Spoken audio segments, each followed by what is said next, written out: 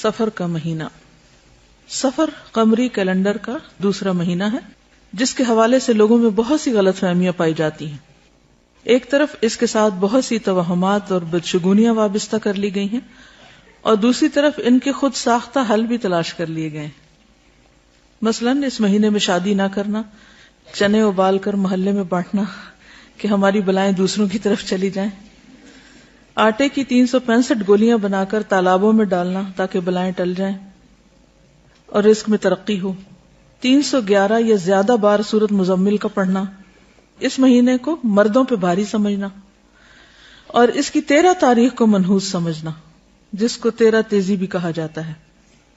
لیکن حقیقت یہ ہے کہ ان باتوں کی ہمارے دین میں کوئی حیثیت نہیں، کوئی حقیقت نہیں ہے. یہ سب لوگوں کے اپنے ذہن کی خود ساختہ باتیں ہیں. انسان کے اصل نفع نقصان کا مالک کون ہے؟ اللہ رب العزت، اور ہمارا اس پر بھرپور یقین ہونا چاہیے. لیکن افسوس کی بات یہ کہ شیطان انسان کو ہر زمانے میں حق سے دور لے جاتا رہا اور اس کو اللہ کے بارے میں، دین کے بارے میں، خود اپنی ذات کے بارے میں، نفع نقصان کے بارے میں شکوک و شبہات میں مبتلا کرتا رہا. اس لیے ہم دیکھتے ہیں کہ ہم سے پہلے اہل کتاب کے اندر بھی بہت سی ایسی چیزیں پائی جاتی تھی. مثلا قرآن مجید کی ایک آیت ہے سورۃ النساء آیت 51، کیا تم نے دیکھا ان لوگوں کی طرف جو کتاب کا ایک حصہ دیے گئے، یعنی اہل کتاب کی طرف، علم ہونے کے باوجود، کتاب آ جانے کے باوجود ان کے عقائد کس طرح کے ہیں؟ یؤمنون بالجبت والطاغوت. وہ جبت یعنی توہمات، سحر، کہانت، جادو، ٹونے ٹوٹکے، بدشگونیاں، بدفالیاں، ان چیزوں پر ایمان رکھتے ہیں. والطاغوت اور طاغوت پر یعنی شیطان پر یا کوئی بھی ایسی قوت جو اللہ کی اطاعت اور عبادت سے روکے، ان چیزوں پر ایمان رکھتے ہیں، ان چیزوں پر اعتماد کرتے ہیں، ان چیزوں کی طرف جاتے ہیں. وَيَقُولُونَ لِلَّذِينَ كَفَرُوا، اور وہ لوگ جنہوں نے کفر کیا ان کے بارے میں کہتے ہیں، ہؤلاء، یہ لوگ، اہدی من الذین آمنوا سبیلا، راستے کے اعتبار سے ایمان والوں سے زیادہ ہدایت یافتہ ہیں. یعنی اہل کفر کو اہل ایمان کے مقابلے میں زیادہ ہدایت یافتہ سمجھتے ہیں. یعنی جو لوگ جادو اور ٹونے ٹوٹکے کے کاروبار میں ملوث ہیں ان پر زیادہ اعتماد کرتے ہیں بنسبت ان کے کہ جو ایمان لا کر خالص اللہ کی توحید کے دل دادا ہوتے ہیں.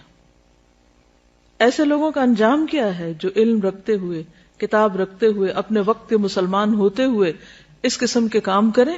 فرمایا اولئک الذین لعنہم اللہ، جو لوگ جبت پر ایمان لائیں اور یہ سب کام کریں، ان لوگوں پر اللہ نے لعنت کی ہے. یہ کوئی معمولی بات نہیں ہے. وَمَن يَلْعَنِ اللَّهُ، اور جس پر اللہ لعنت کر دے، فَلَن تَجِدَ لَهُ نَصِيرًا، اس کے لیے تو تم ہرگز کوئی بھی مددگار نہ پاؤ گی، ان کی کوئی مدد نہیں کر سکتا. اس لیے بے حد ضروری ہے کہ ہم سب اس معاملے میں بہت احتیاط برتیں. کسی بھی قسم کی خرافات، توہمات، بدشگونیوں پر یقین رکھنا شرک میں داخل ہو جاتا ہے، انسان کو اللہ کی رحمت سے دور کر دیتا ہے. اس لیے نہایت لازم ہے کہ ہم اپنی زندگیوں سے بھی ان چیزوں کو نکال دیں اور اس کے علاوہ معاشرے میں پھیلی ہوئی ایسی توہمات کا بھی سد باب کریں، ان لوگوں تک بھی پیغام پہنچائیں تاکہ وہ بھی ان چیزوں سے باہر نکل آئیں. سفر کا مہینہ عام مہینوں کی طرح ایک مہینہ ہے. اس میں رسول اللہ صلی اللہ علیہ وسلم نے معمول کی عبادت کے علاوہ نہ کوئی خاص عبادت کی ہے، نہ ہمیں اس کا حکم دیا ہے. جیسے ذوالحج میں حج ہوتا ہے، روزے، صدقہ خیرات، تکبیرات وغیرہ، اور اسی طرح محرم میں 10 محرم کا روزہ رکھا جاتا ہے. لیکن سفر کے مہینے میں نہ تو کسی روزے کا حکم ہے، کھائیں پیئیں، اور نہ ہی کسی اور خاص عبادت کا حکم ہے، اور نہ ہی آپ نے کسی خاص بلا سے بچنے کے لیے خبردار کیا ہے. کہیں بھی یہ نہیں کہا کہ اس مہینے میں بلائیں نازل ہوتی ہیں یا کسی قسم کی کوئی پریشانیاں آتی ہیں یا کسی پہ یہ بھاری ہے اور کسی پہ ہلکا ہے، ہرگز نہیں، کچھ بھی ایسا نہیں. توہمات اور شگون جو اس ماہ سے منسوب کیے گئے ہیں ان کی کوئی حقیقت نہیں. عربوں کے ہاں اس ماہ سے متعلق جو غلط تصورات پائے جاتے تھے اس کی بنیادی وجہ یہ تھی کہ عرب حرمت کی وجہ سے 3 ماہ ذوالقعدہ، ذوالحجہ اور محرم میں جنگ و جدل سے باز رہتے تھے. جنگ نہیں کرتے تھے کیونکہ وہ حرام مہینے تھے، اور انتظار کرتے کہ یہ پابندیاں ختم ہوں تو وہ نکلیں اور لوٹ مار کریں جو ان کا پیشہ تھا. لہذا سفر شروع ہوتے ہی وہ لوٹ مار، رہزنی اور جنگ و جدل کے ارادے سے جب گھروں سے نکلتے تو ان کے گھر خالی رہ جاتے. یوں عربی میں یہ محاورہ سفر المکانہ، گھر کا خالی ہونا، مشہور ہو گیا. تو اسی سے لفظ صفر بھی ہے. صفر میں کتنے نمبر ہوتے ہیں؟ کچھ بھی نہیں، خالی. ٹھیک ہے. سفرن اور صفرن کے معنی ہے خالی ہونا. جیسے صفر کا ہندسہ عربی میں کہتے ہیں بیت صفر من المتاع، گھر سامان سے خالی ہو گیا، یا گھر سامان سے خالی ہے. ہم بھی جب کسی چیز کی بالکل نفی کرتے ہیں تو کیا کہتے ہیں؟ Zero level. تو بس یہی سمجھے کہ سفر اور صفر جو ہے، اس میں کسی بھی چیز کے نہ ہونے سے پھر یہ توہمات منسوب کر لیے گئے کہ اس میں کوئی خیر نہیں ہوتی اور مصیبتیں آتی ہیں. اتفاق سے نبی صلی اللہ علیہ وسلم کی بیماری کا آغاز بھی اس مہینے میں ہوا، تو اس سے لوگوں کا اور زیادہ وہم پختہ ہو گیا کہ نعوذ باللہ یہ مہینہ مصیبتوں کے آنے کا مہینہ ہے، حالانکہ اس بات کی کوئی حقیقت نہیں ہے. مشہور محدث اور تاریخ دان سخاوی نے اپنی کتاب المشہور فی اسماء الایام والشہور میں ماہ سفر کی یہی وجہ تسمیہ لکھی ہے. عربوں نے جب دیکھا کہ اس مہینے میں لوگ قتل ہوتے ہیں، یعنی زیادہ لوگ، کیونکہ جنگ و جدل ہوتی تھی 3 مہینے کی بریک کے بعد، اور گھر برباد یا خالی ہوتے ہیں، تو انہوں نے اس سے یہ شگون لیا کہ یہ مہینہ ہمارے لیے منحوس ہے، اور گھروں کی بربادی اور ویرانی کی اصل وجہ پہ غور نہ کیا، نہ ہی اپنے عمل کی خرابی کا احساس کیا، نہ لڑائی جھگڑے اور جنگ و جدل سے خود کو باز رکھا، بلکہ اس مہینے کو ہی منحوس ٹھہرا دیا. جبکہ نحوست کے بارے میں قرآن مجید میں ارشاد ہے وَكُلَّ إِنسَانٍ أَلْزَمْنَاهُ طَائِرَهُ فِي عُنُقِهِ وَنُخْرِجُ لَهُ يَوْمَ الْقِيَامَةِ كِتَابًا يَلْقَاهُ مَنْشُورًا اقْرَأْ كِتَابَكَ كَفَى بِنَفْسِكَ الْيَوْمَ عَلَيْكَ حَسِيبًا. اور ہر انسان کا شگون ہم نے اس کے گلے میں لٹکا رکھا ہے، اور قیامت کے روز ہم ایک کتاب اس کے لیے نکالیں گے جسے وہ کھلا ہوا پائے گا. پڑھ اپنا نامہ اعمال، آج اپنا حساب لگانے کے لیے تو خود ہی کافی ہے. یہ آیت واضح کرتی ہے کہ انسان کی نحوست کا تعلق اس کے اپنے عمل سے ہے، جبکہ عموماً وہ یہ سمجھتا ہے کہ نحوست کہیں باہر سے آتی ہے. چنانچہ وہ کبھی کسی انسان کو، کبھی کسی جانور کو، کبھی کسی عدد کو اور کبھی کسی مہینے کو منحوس قرار دینے لگتا ہے. عربی میں نحوست کے لیے لفظ طیرہ استعمال ہوتا ہے جو طیرن سے ہے، جس کے معنی ہے پرندہ. عرب چونکہ پرندے کے اڑانے سے فال لیتے تھے، اس لیے طائر بدفالی کے لیے استعمال ہونے لگا، یعنی برا شگون، بیڈ اومن. اسلام میں کوئی دن، جگہ یا انسان منحوس نہیں، بلکہ دراصل وہ انسان کا اپنا طرز عمل، رویہ، اخلاق اور طریقہ ہوتا ہے جو اس کے لیے مختلف آزمائشوں کا سبب بن جاتا ہے. ارشاد باری تعالی ہے ما اصابک من حسنۃ فمن اللہ وما اصابک من سیئۃ فمن نفسک. کوئی بھلائی جو تمہیں پہنچے تو وہ اللہ کی طرف سے ہے، اور کوئی برائی جو تمہیں پہنچے وہ تمہارے اپنے نفس کی طرف سے ہے. تو اس سے کیا پتہ چلتا ہے کہ برا شگون یا کوئی بری چیز باہر سے نہیں، خود انسان کے اپنے اندر سے آتی ہے. آپ نے دیکھا ہوگا کہ کچھ چہرے دوسروں کے مقابلے میں زیادہ خوبصورت ہوتے ہیں. عام طور پر لوگ میک اپ کر کے یا ظاہری کچھ خوبصورتی کی وجہ سے کوئی معیار مقرر کر لیتے ہیں خوبصورتی کے، اور اس کے مطابق لوگوں کو جانچتے پرکھتے ہیں. حالانکہ آپ نے دیکھا ہوگا کہ بعض معمولی چہرے بھی بہت اٹریکٹیو ہوتے ہیں، اور بعض جو چہرے ہیں ان کے نقش و نگار بھی بڑے خوبصورت ہوتے ہیں، لیکن پھیکے سے ہوتے ہیں، بے روح سے، ان میں کوئی اٹریکشن نہیں ہوتی. کیا وجہ ہوتی؟ اصل خوبصورتی کس چیز کا نام ہے؟ اندر کی خوبصورتی. جن کا اندر خوبصورت ہوتا ہے، جن کے اندر ایمان ہوتا ہے، تقوی ہوتا ہے، خوف خدا ہوتا ہے، ان کے چہروں پر ایک روشنی آ جاتی، ایک نور آ جاتا ہے، خود بخود ان کے اندر ایک اٹریکشن آ جاتی. تو اس کا تعلق رنگ اور بہت نقش و نگار سے نہیں ہوتا. وہ اپنی جگہ سمجھے 5-10% یا چلے 50% ہی کہہ لیں کہ اس کا ایک حصہ ہو سکتا ہے، لیکن جو باقی حصہ ہے وہ انسان کے خیالات، اس کی سوچیں، اس کا کسی بھی چیز کو اپروچ کرنے کا جو انداز ہے، یا اس کی نظر ہے، یا اس کے جو اعمال ہیں، وہ اس کے لیے خوبصورتی کا ذریعہ بنتے ہیں. جب کسی انسان کے اندر سخت مزاجی ہوتی تو کیا اس کے چہرے سے نظر آتی؟ نرمی چہرے سے جھلکتی، محبت چہرے سے جھلکتی. یہ سب چیزیں دنیا میں بھی عیاں ہو جاتی ہیں. اور قیامت کے دن بھی کیا ہوگا؟ یوم تبیض وجوہ وتسود وجوہ. بعض لوگوں کو آپ دیکھیں تو ان کی آنکھیں خوفناک سی ہوتی ہیں، بعض لوگوں کی آنکھیں چمکتی ہوتی ہیں، حتیٰ کہ بچوں میں بھی آپ یہ چیز نوٹ کر سکتے ہیں. کچھ آنکھیں بالکل اداس اور ویران ہوتی ہیں، اور عموماً وہ ان کے اندر کے ڈپریشن یا اس خوف کو جو ان کے اندر کہیں جمع ہوا ہے اس کو ظاہر کر رہی ہوتی. جب انسان کے اندر ایک بیزاری ہوتی ہے، گھٹن ہوتی ہے، وہ بھی چہروں سے نمایاں ہوتی. تو اگر آپ واقعی دنیا اور آخرت میں خوبصورت لگنا چاہتے ہیں تو اپنے اندر کو خوبصورت کر لیں، اپنے اندر مثبت سوچیں لائیں. اصل ایمان کیا ہے؟ اصل حیا کیا ہے؟ کہ انسان صرف ظاہر میں کچھ مصنوعی اپنے اوپر چیز نہ ڈال لے، بلکہ اس کے اندر حیا ہو، اس کے سر میں جو خیال آ رہے ہیں اور اس کے دل میں جو کیفیات ہیں اس کے بارے میں وہ کانشیس ہو کہ وہ کیا سوچتا رہتا ہے، کیا دیکھتا ہے، کیا چیز اس کے نزدیک اہمیت ہے.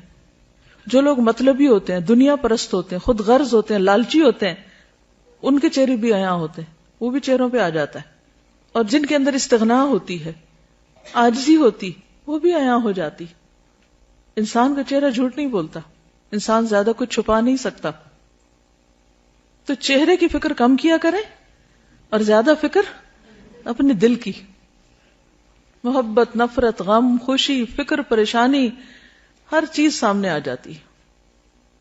آپ نے کبھی دیکھا ہوگا کسی محفل میں کوئی شخص اپنے خیالوں میں کھویا ہو اور وہ لاسٹ ہو تو باقی لوگ نوٹ نہیں کر رہے ہوتے کہ اس کو کیا ہے. اگر آپ تھکے ہوئے تو لوگ آپ کو فوراً بتا دیتے ہیں آپ کو کیا. اگر آپ بیمار ہو تو بھی آپ کے چہرے سے پتہ چل رہا ہوتا ہے. کوئی اٹینٹو ہو تو بھی نظر آ رہا ہوتا ہے، اور کوئی بیزار بیٹھا ہو تو بھی نظر آ رہا ہوتا ہے. سب کیفیات جھلکتی. تو اس لیے کل انسان الزمناہ طائرہ فی عنقہ، یہاں گلے میں لٹک رہا ہے اس کا نام ہے اعمال. ٹھیک ہے نا؟ وہ کون ہے، اس کی پہچان اس کے گلے میں پڑی ہوئی ہے. کل انسان الزمناہ طائرہ فی عنقہ وَنُخْرِجُ لَهُ يَوْمَ الْقِيَامَةِ كِتَابًا يَلْقَاهُ مَنْشُورًا. اس کا نام اعمال اس کے سامنے ہوگا. اقرا کتابک، یہ سوچتے تھے، یہ نیت تھی، یہ تمہارے خیالات تھے، یہ تمہاری ڈیزائرز تھیں، یہ تمہاری تمنائیں اور آرزویں تھیں، یہ دیکھ لو. اقرا کتابک وحصل ما فی الصدور، جو سینوں میں وہ بھی نکال کے سامنے رکھ دیا جائے گا. اس لیے بہت زیادہ فکر کیا کریں اندر دل کی.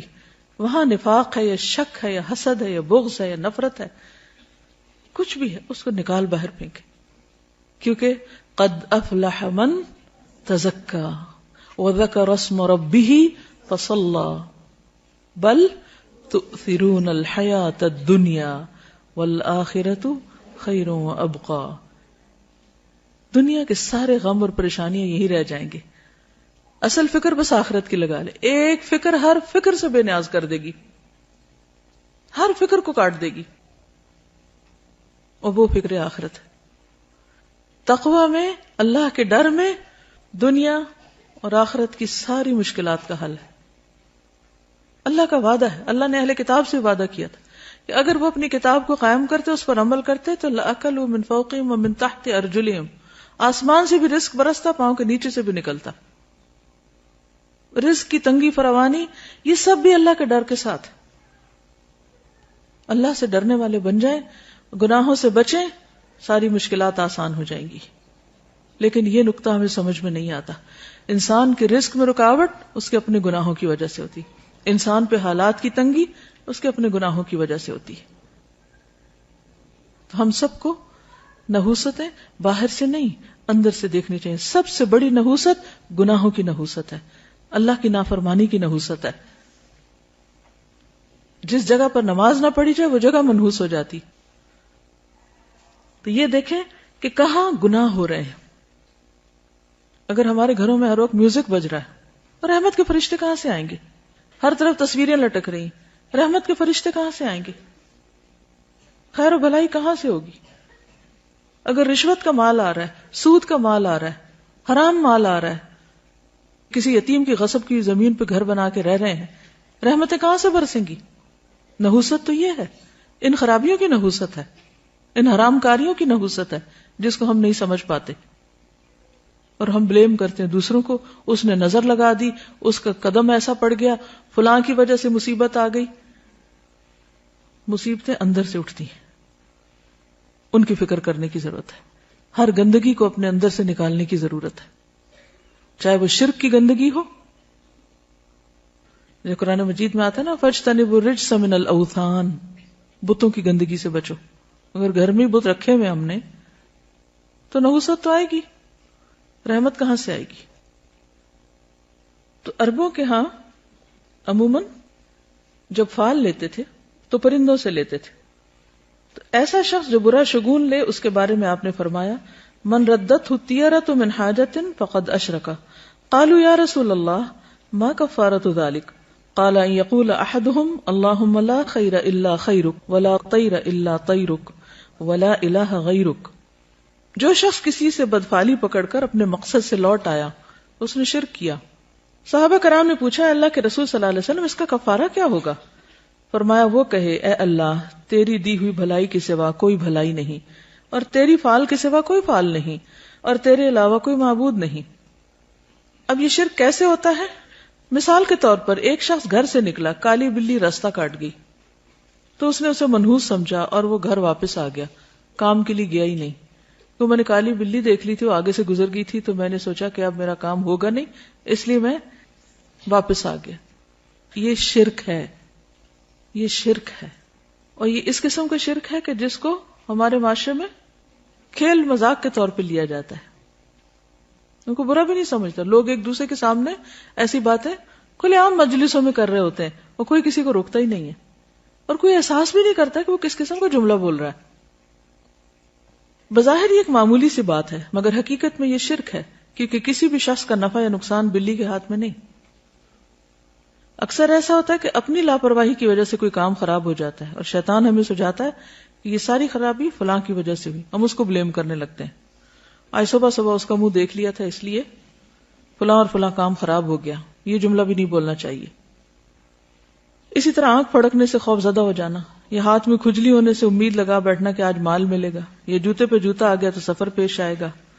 رنگوں سے شگون لینا بھی ہمارے معاشرے میں عام ہے.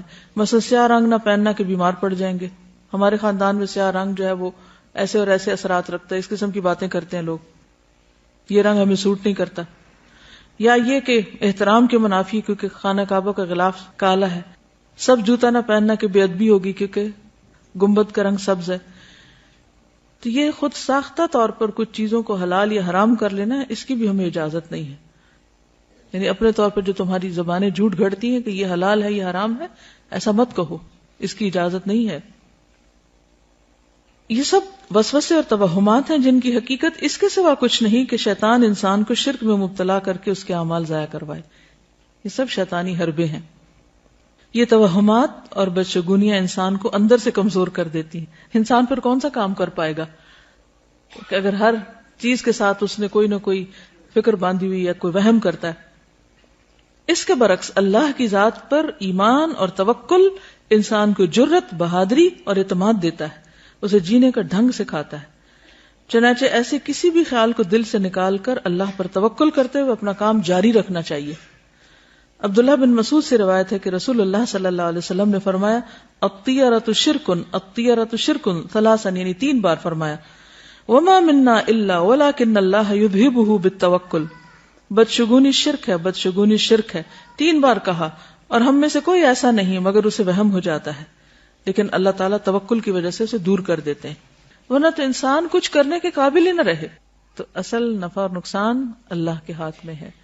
یہی چیز انسان کی توحید کو پختہ کرتی ہے. علیہ توکلت و الیہ انیب. آج کے لیے اتنا ہی کافی ہے. سبحانک اللہم و بحمدک اشہد ان لا الہ الا انت استغفرک و اتوب الیک. السلام علیکم و رحمۃ اللہ وبرکاتہ.